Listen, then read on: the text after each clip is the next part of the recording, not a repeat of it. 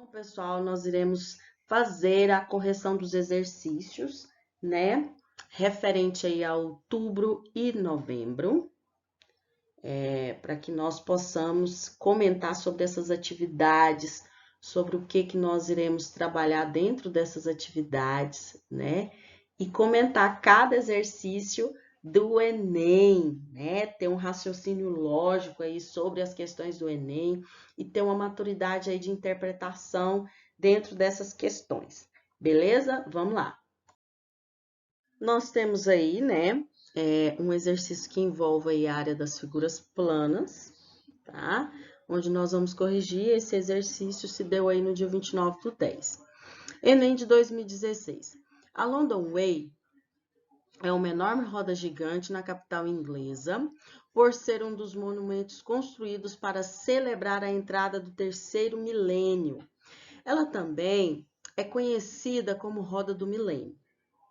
Um turista brasileiro, em visita à Inglaterra, perguntou a um londrino o diâmetro, destacado aí nessa imagem aí abaixo, tá?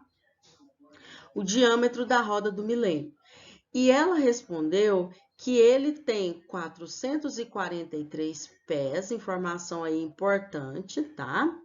Não habituado com a unidade em pé, tá? E querendo satisfazer sua curiosidade, esse turista consultou o manual de unidades de medidas, tá? E o que? Ele constatou que um pé equivale a 12 polegadas, informação importante para que você mate essa questão aí do Enem, tá? E que uma polegada equivale a 2,54 centímetros, tá? Após alguns cálculos de conversão, o turista ficou surpreendido com o resultado obtido em metros.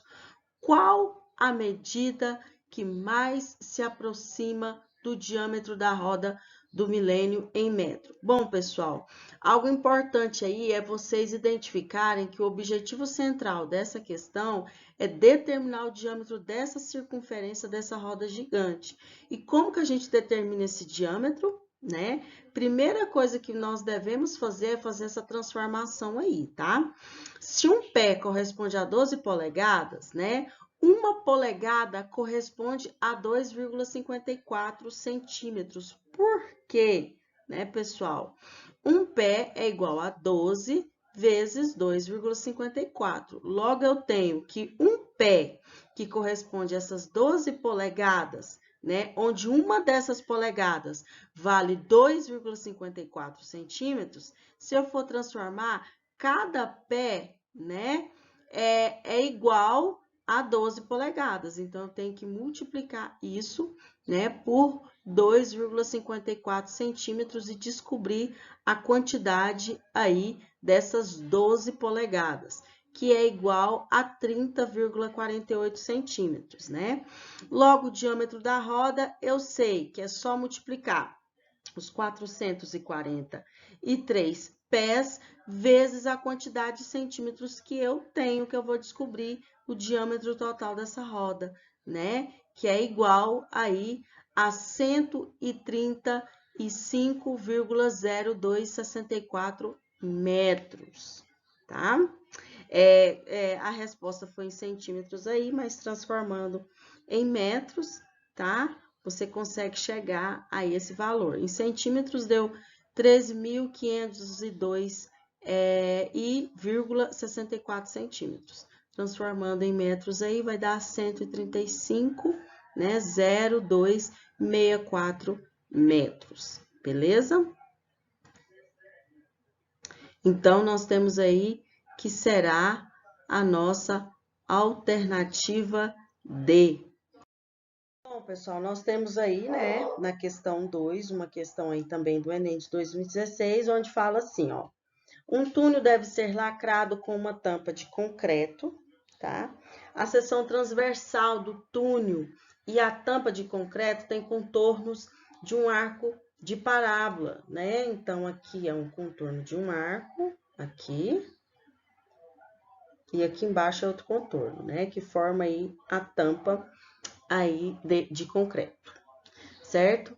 Para determinar o custo da obra, o engenheiro deve calcular a área sobre o arco parabólico em questão, que nós estamos trabalhando aí.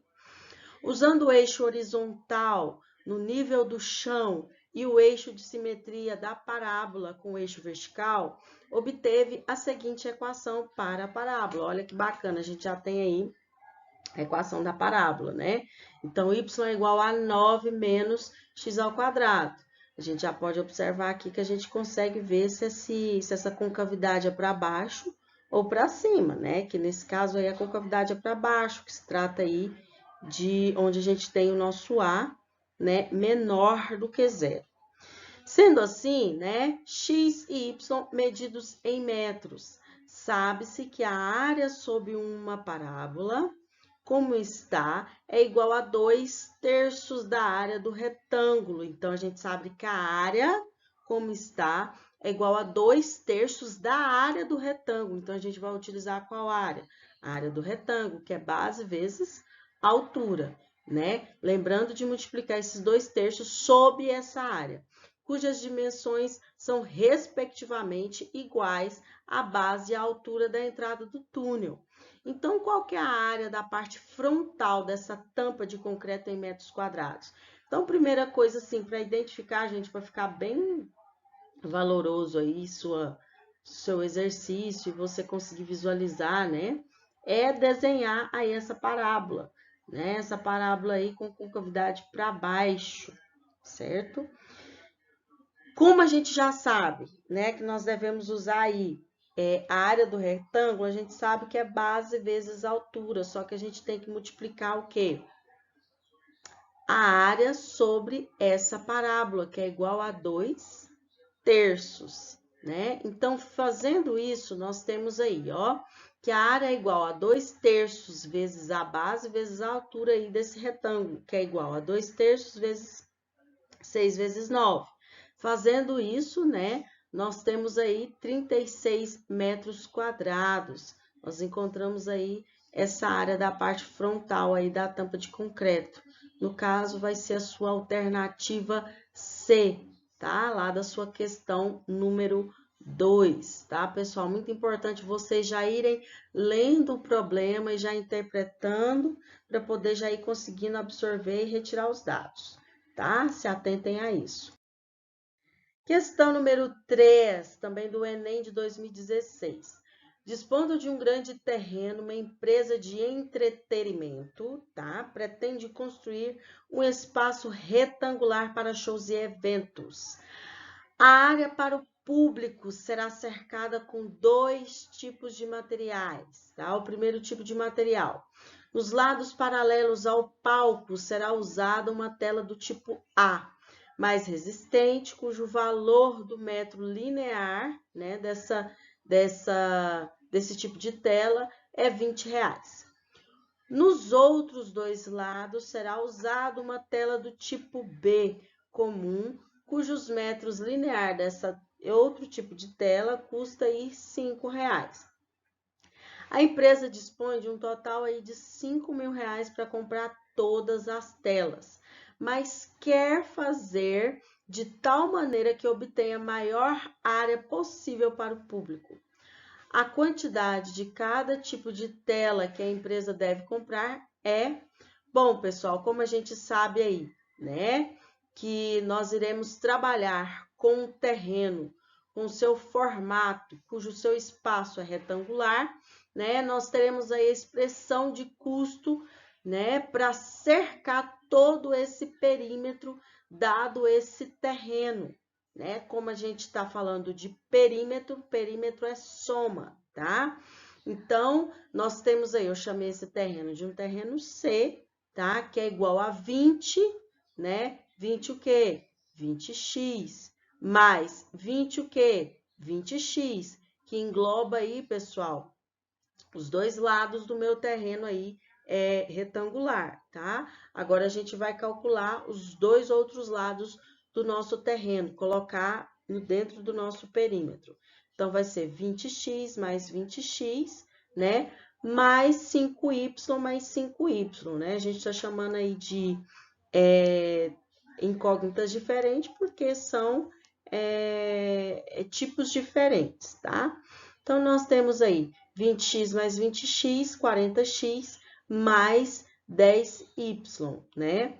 Logo, nós teremos, né? Y vai ser igual a 5.000 menos 40x dividido por 10, tá? Então, fazendo todo esse cálculo aí, né, toda essa divisão, nós temos que y vai ser igual a 500 menos 4x. Só que aí nós temos que substituir ainda na fórmula, né? Nós substituindo aí dentro dessa fórmula aí, o valor, a gente consegue encontrar aí uma equaçãozinha aí para que ele consiga calcular essa quantidade, né, de tela que vai utilizar, certo? Que vai ser A é igual a 500 menos 4x, que multiplica x.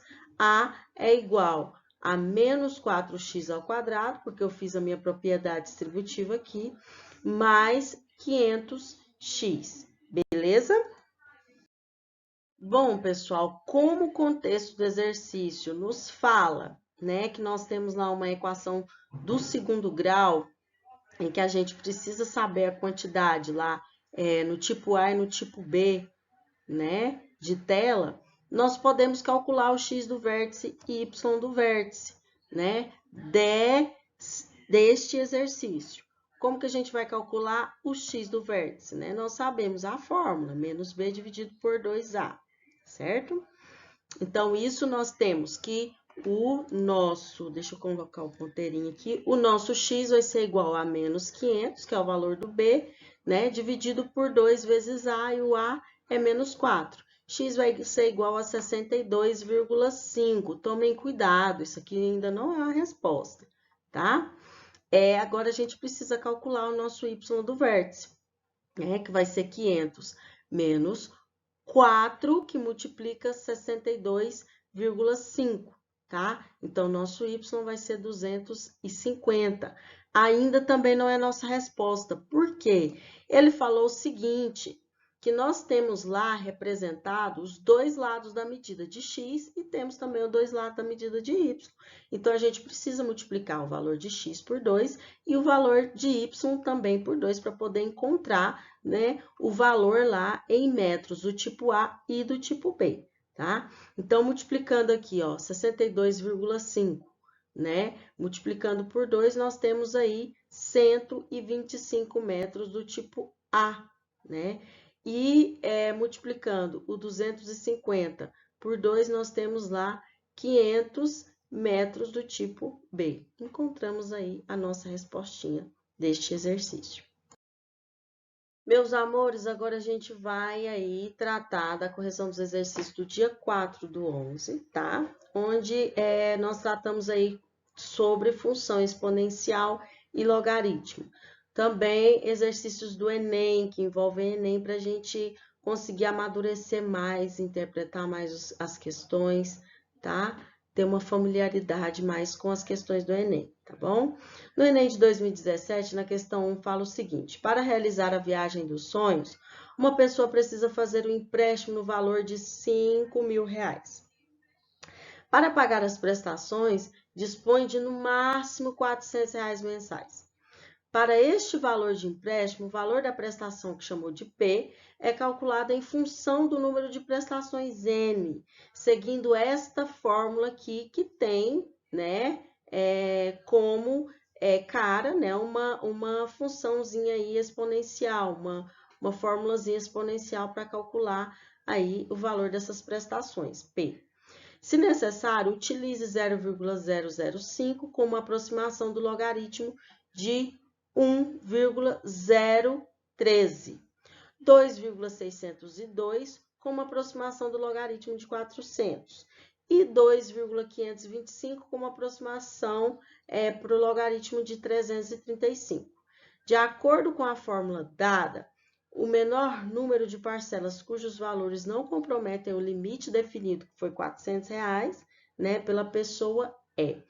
Bom, pessoal, inicialmente aí nós vamos substituir, né, na equação o valor referente ao máximo de parcelas, que nós chamamos aqui de P, né, que essa pessoa pode pagar todo mês no valor de R$ 400 mensais.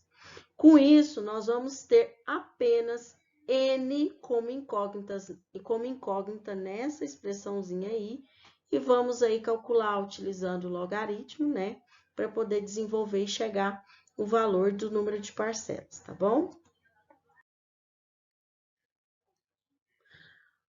Bom, pessoal, fazendo isso, né, a gente sabe lá que a quantidade do número, o valor, né, que ele pode pagar, ou ela, é R$ 400. Então, eu apenas substituir os R$ 400 na fórmula geral, né? Substituindo, multiplicando o cruzado, porque aqui trata-se de uma igualdade, né? Nós chegamos aí 400 que multiplica 1,013 elevado a enésima, né, potência, menos 1, que é igual a 65 vezes 1,013 elevado a n.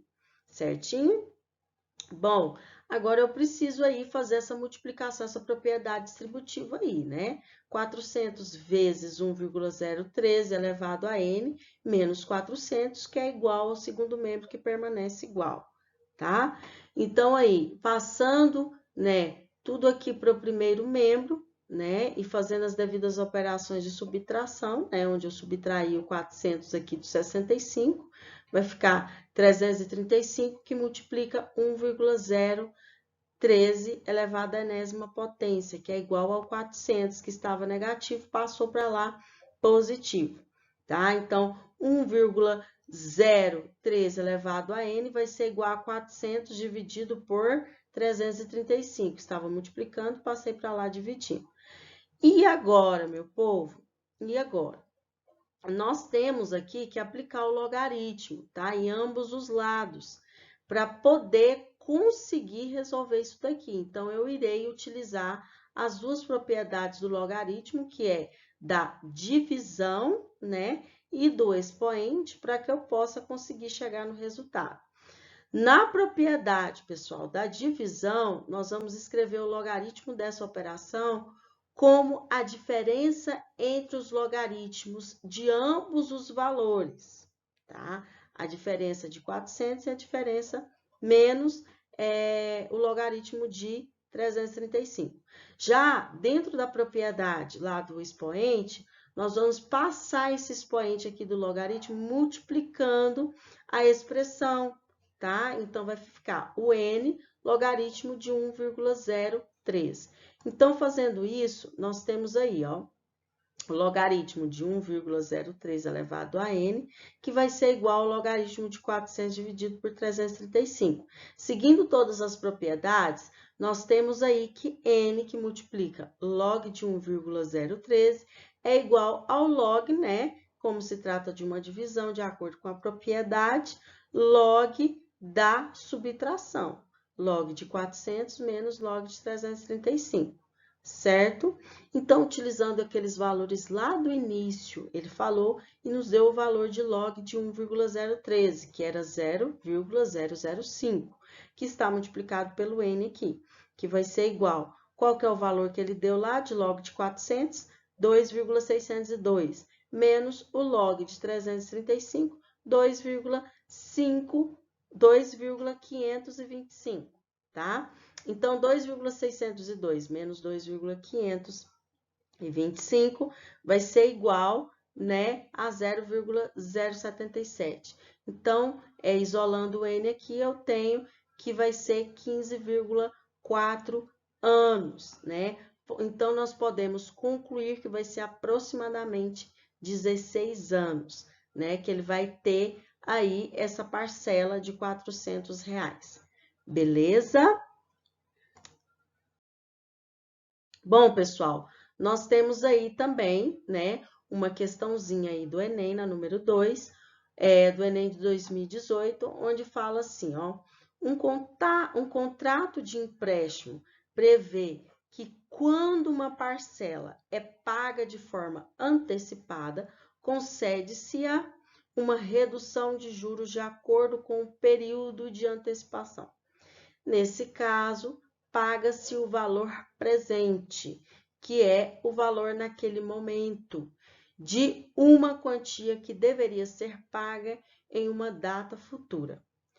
Um valor presente P submetido a juros compostos com taxa I, então, juros compostos com taxa I, por um período de tempo N, produz um valor futuro V determinado por essa fórmula aí, ó. V é igual a P, 1 mais I, né, elevado a N.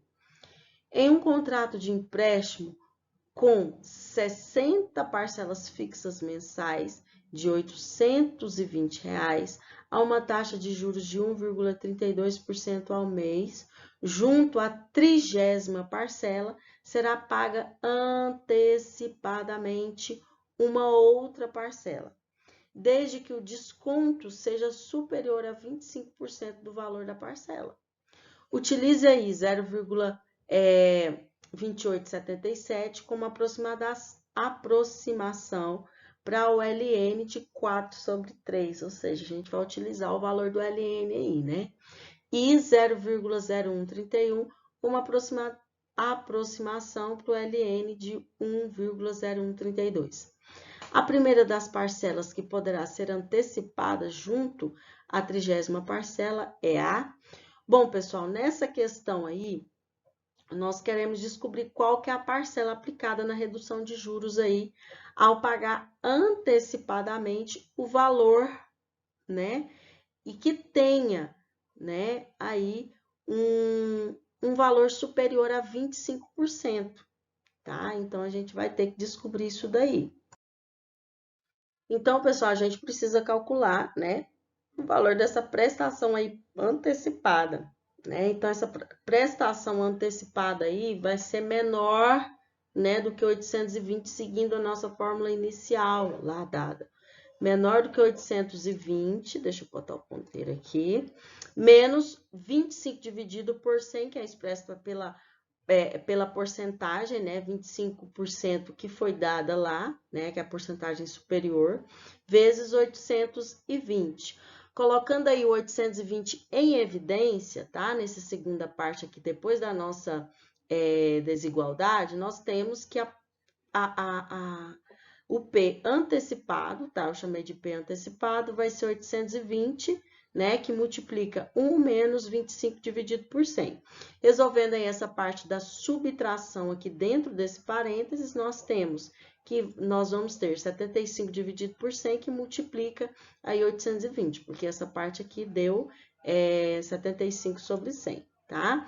Então, simplificando essa fração, né? Essa fraçãozinha aí, e dividindo em cima e embaixo por 25, tá? Nós conseguimos aí descobrir o valor a ser pago pela parcela antecipada, tá bom?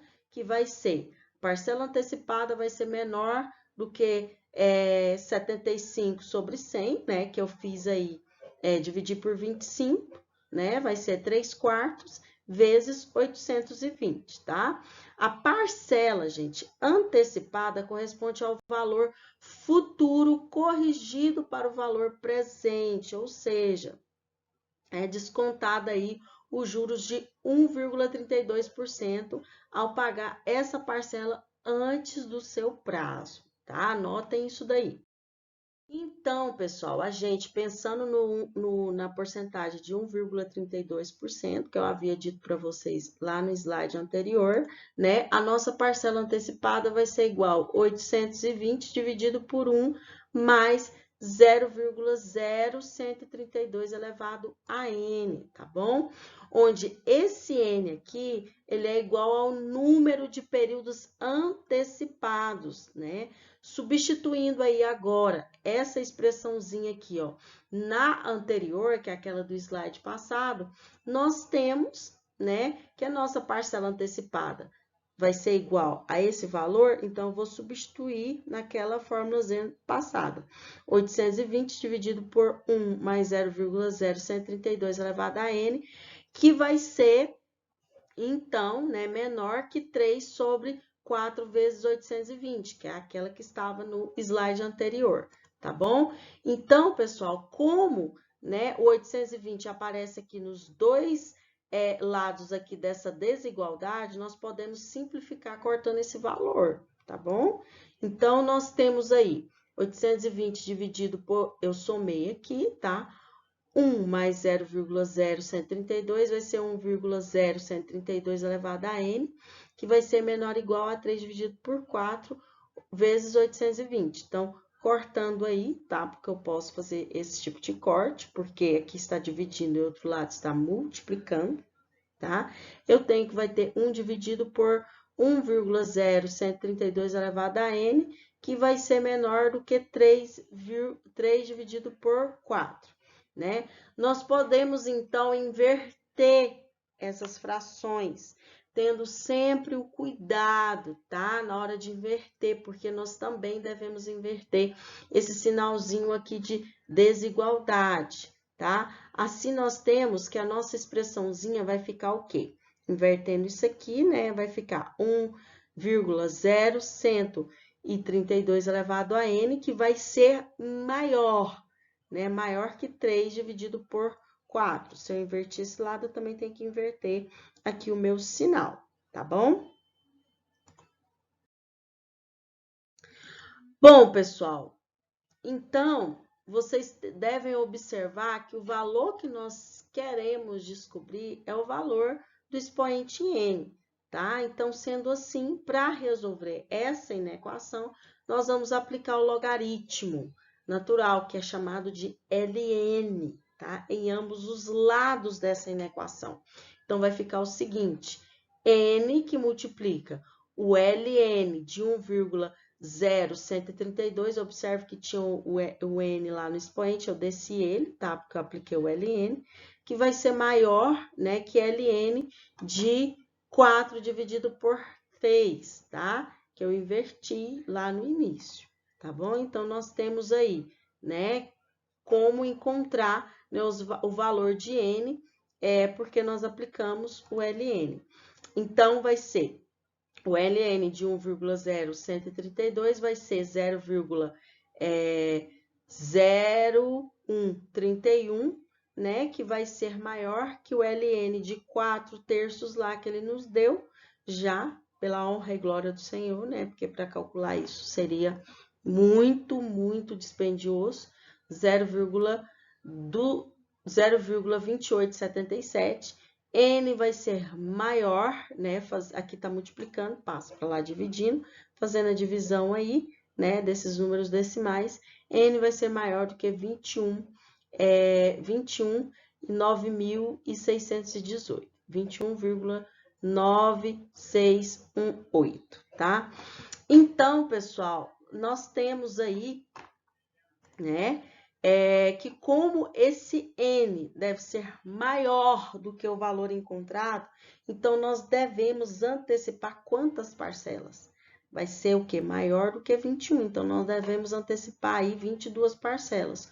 Ou seja, nós pagaremos a 30ª parcela junto com a 52 elevado a A, né? Então vai ser 30ª parcela, né? Mais 22, que vai dar 52. Então, a sua alternativa, consequentemente, vai ser a alternativa C, porque nós temos lá 52 elevado a A, que significa que vai ser a sua parcela, né?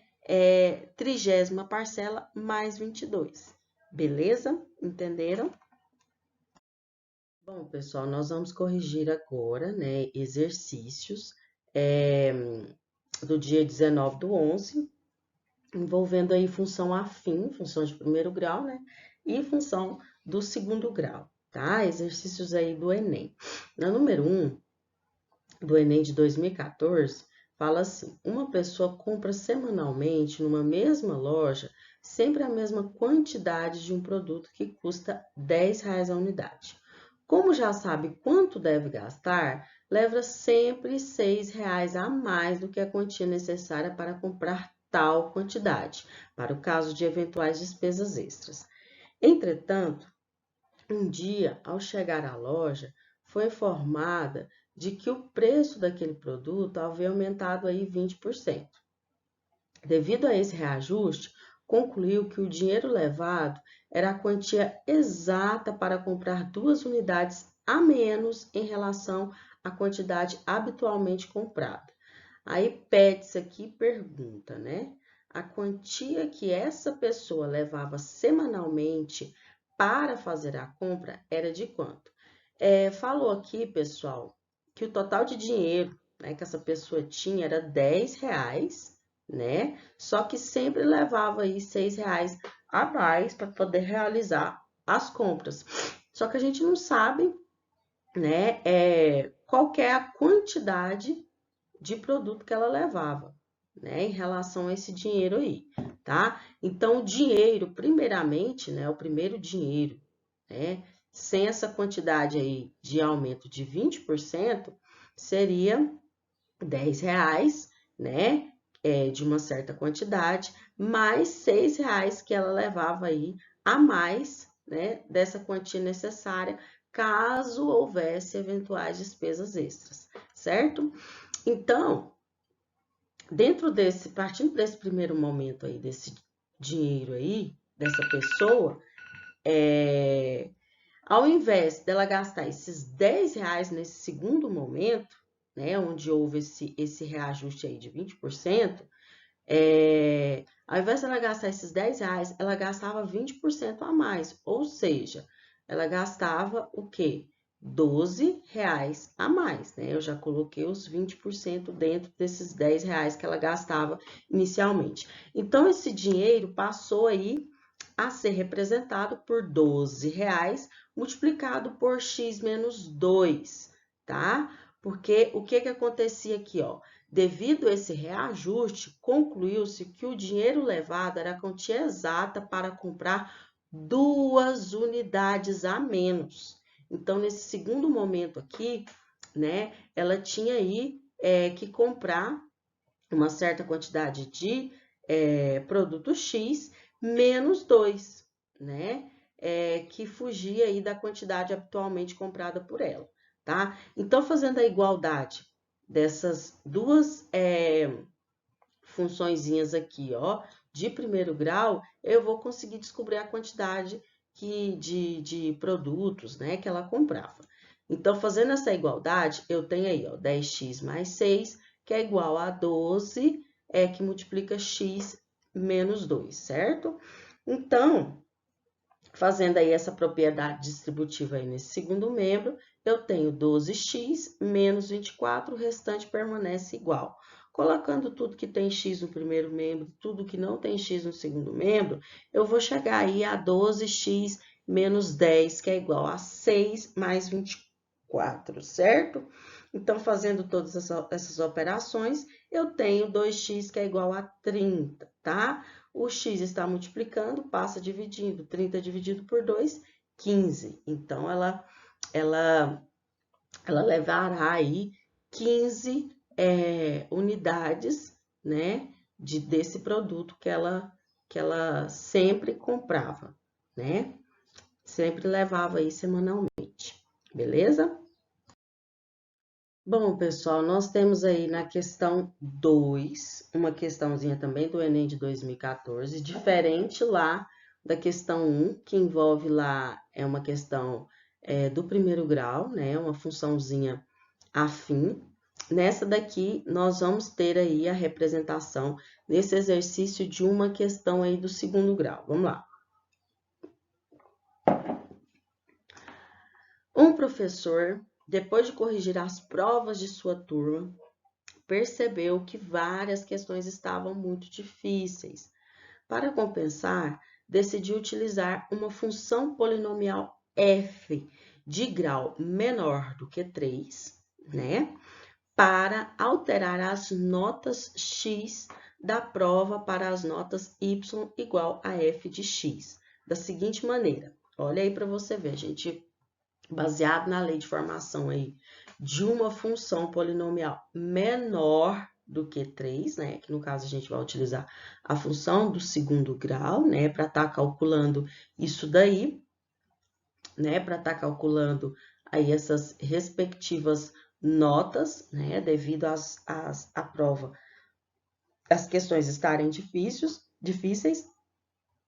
Aí ele fala assim, ó, a nota 0 permanece 0, né? Então, na hora que eu for calcular lá o f de 0, esse f de 0 vai ser igual a 0, né? A nota 10 permanece 10. Na hora que eu for calcular o f de 10, vai ser igual a 10, tá? E a nota 5 passa a ser 6. Então, a expressão da função y é igual a f de x, de acordo lá, né? Nós sabemos que o f de x é igual a y. A ser utilizada pelo professor é importante saber a lei de formação, né, pessoal? Ax ao quadrado mais bx mais c, que é a lei de formação da função quadrática, ou função do segundo grau, né? Só que ele fala que essa função, que a nota x vai passar a ser uma nota f de x. Então, nós precisamos fazer os devidos cálculos referente a essas notas aqui e substituir na nossa lei de formação da função do segundo grau. Então, f de 0 vai ser igual a vezes 0, né, ao quadrado, mais b vezes 0, mais c, que é o nosso termozinho independente, igual a 0. Fazendo o corte aqui, né, que está multiplicando por 0, né, esses outros coeficientezinhos, nós temos aí que o nosso c vai ser igual a 0, tá? Agora, calculando o nosso f de 10, nós temos aí, ó, no lugar do x, eu vou substituir 10. A 10 ao quadrado, mais b vezes 10, mais c, que é igual a 10, tá? Porque ele falou que a nota 10 permanece 10. Por isso aqui que o meu f de x foi igual a 10, tá? Aqui, pessoal, simplificando tudo por 10, né? E sabendo aqui que o meu C vale 0, né? Eu chego aqui, né? Nessa leizinha de formação. 10A mais B, que é igual a 1, porque eu dividi tudo por 10 aqui para ficar uma conta mais clara, né? Uma conta mais fácil de se resolver. Agora, eu tenho que a nota 5 passa a ser 6. Então, f de 5 vai ser igual a 6, né? Então, no lugar do x, eu vou substituir 5, vai ficar a vezes 5 ao quadrado, mais b vezes 5, mais c, que é igual a 6, né? Então, eu tenho aí 25a, porque 5 vezes 5 é 25, 25a, mais 5b, como eu sei que o meu c vale 0, né? Então, C vale 0, não precisa constar o 0 aqui, que é igual a 6, certinho? Então, eu vou ter aí, pessoal, um sisteminha, onde eu vou utilizar aí o método da adição ou o método da substituição para conseguir resolver esse sisteminha, tá?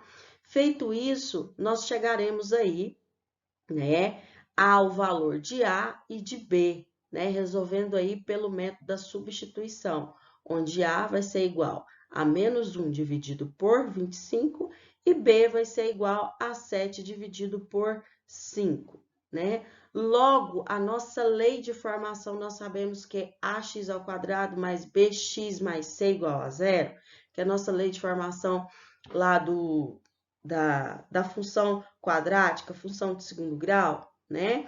Então, eu sei que a minha lei de formação é y igual a ax ao quadrado mais bx mais c. Então, se eu tenho os meus valores de A, né? Eu tenho o meu valor de B, e lá no início eu encontrei o meu valor de C, o que que eu vou fazer? Eu vou substituir na minha lei de formação inicial, né? Y vai ser igual a menos 1 dividido por 25, x ao quadrado, mais 7 dividido por 5 vezes x, mais c, que no caso é 0, né? Então, por isso que eu não coloquei o 0 aqui. Nesse caso, você queira colocar, também está correto.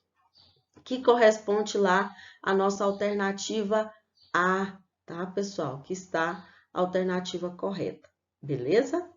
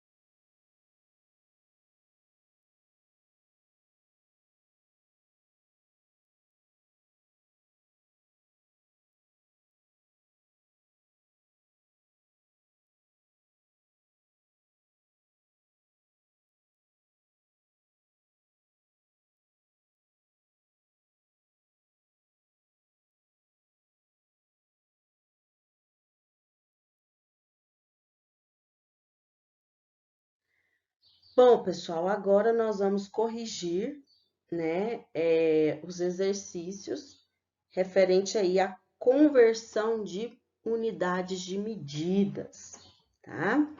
Onde nós temos aí uma questãozinha do Enem de 2014, né, onde fala assim, ó, a maior piscina do mundo, registrada no livro do Guinness, né, está localizada no Chile, em San Alfonso del Mar, cobrindo um terreno de 8 hectares de área. Sabe-se que 1 hectare corresponde a 1 hectômetro quadrado. Qual é o valor em metros quadrados da área coberta pelo terreno da piscina? Bom, pessoal, isso aí envolve, né, a conversão de unidades de medidas, onde nós vamos estar expondo aqui, né, que 1 hectare corresponde a 1 hectômetro, como ele disse aqui. Só que é 1 hectômetro quadrado, né, que corresponde a quantos metros? A 10.000 metros quadrados, tá? Então, isso daí, com base nessa informação, é que nós conseguimos de maneira rápida, utilizando o raciocínio rápido, né? Resolver aqui essa questão, tá? Muitos aí pode ter utilizado regra de 3, né? Depois de identificar a quantidade de metros correspondente a 1 hectare, que corresponde a 1 hectômetro quadrado, tá? Então, conseguiu, através de regra de 3 aí, chegar, né, o valor em metros quadrados dessa área coberta aí pelo terreno da piscina, tá bom? Então, como essa piscina, ele disse aqui, ó, que a área desse terreno, né, é 8 hectares de área. Então, se eu sei que em metros, né, 1 hectare vale 10.000 metros quadrados, o que eu vou fazer? Eu vou multiplicar por 8 hectares para descobrir o valor disso correspondente a metros, tá? Simples assim. Então, fazendo a multiplicação de 8 vezes 10.000 metros quadrados, né? Eu vou chegar a 80.000 metros, tá? Que no caso é a alternativa E. Simples essa daqui, né? Rapidinho e fácil. Agora nós temos aí também uma questãozinha do Enem de 2014, né? Onde fala aí, né? Diariamente uma residência consome 20.160 watts-hora, né? Essa residência possui 100 células solares retangulares. Olha aí que bacana. Então, possui aí 100 células retangulares, né? Dispositivos capazes de converter a luz solar em energia elétrica. Isso aí a gente sabe, né? Que as placas solares, ela têm essa capacidade. De dimensões 6 centímetros por 8 centímetros. Então, eu tenho lá as placas solares, né? São representadas aí por dimensões 6 centímetros por 8 centímetros, tá? Em seu formato aí retangular. Cada uma das tais células produz ao longo do dia 24 watts por centímetro de diagonal. Olha que bacana. Então, a gente vai ter aí expressa por um triângulo, né? Onde a gente vai sair aí dessa parte retangular, traçando a sua diagonal e vamos ter aí um triângulo retângulo e vamos utilizar o teorema de Pitágoras, tá? O proprietário dessa residência quer produzir por dia exatamente a mesma quantidade de energia que sua casa consome. Olha aí que bacana. Então, ele quer utilizar, né, as placas solares para poder utilizar a mesma quantidade de energia, né, que ele utilizava antes sem as placas solares. Qual deveria ser a ação desse proprietário para que ele atinja esse objetivo que eu acabei de falar para vocês aí? Bom, pessoal, se nós temos, né, deixa eu ver se eu consigo aqui expressar para vocês. Se eu tenho, né, placas solares lá, certo? Nossa, mas saiu isso aqui, gente, é para ser retangular, tá? Se eu tenho lá placas solares retangulares com dimensões de 6 centímetros e 8 centímetros, tá? Ele falou aí que cada uma, né, dessas tais células produz ao longo do dia 24 watts por centímetro de diagonal. Então, eu vou ter que descobrir qual que é essa diagonal aqui, né? Nós chegamos aí no teoreminha de Pitágoras, tá? Onde eu tenho aí os catetos e eu vou descobrir aí a minha diagonal. Então, visto isso, né? Deixa eu apagar aqui para ficar uma visibilidade melhor para vocês. Quanto ao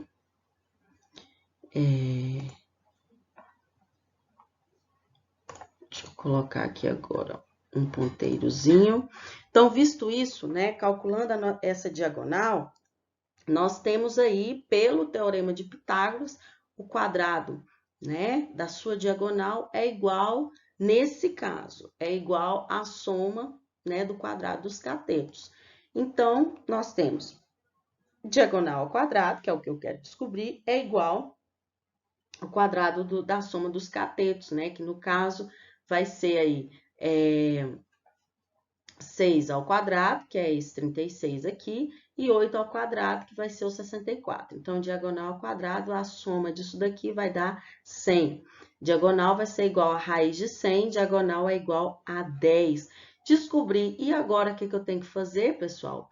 Eu sei que essa diagonal, né, eu tenho que fazer a multiplicação dela, né, pela quantidade de watts, né, de watts por centímetro de diagonal, né, que aí eu vou descobrir quanto cada célula produz, que no caso aqui, ó, fazendo a multiplicação de 24 vezes a 10, que é centímetro de diagonal, eu vou descobrir que vai ser 240 watts-horas, certo?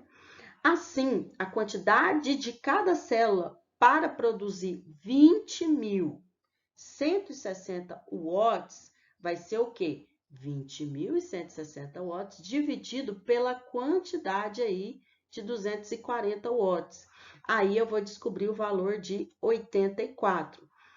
Como há 100 células nessa casa, né? Ele falou aqui, ó, que essa residência possui 100 células solares retangulares, será necessário aí 100 menos 84, que eu vou descobrir para que ele atinja essa quantidade de energia, né?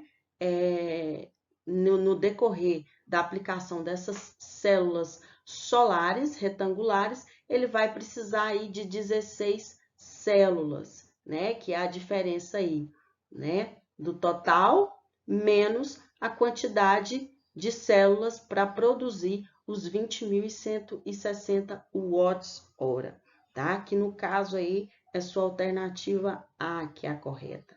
Olha só que bacana, a gente utilizou o teorema de Pitágoras, né? Para poder estar calculando essa ação desse proprietário aí para atingir esse objetivo. Belezinha?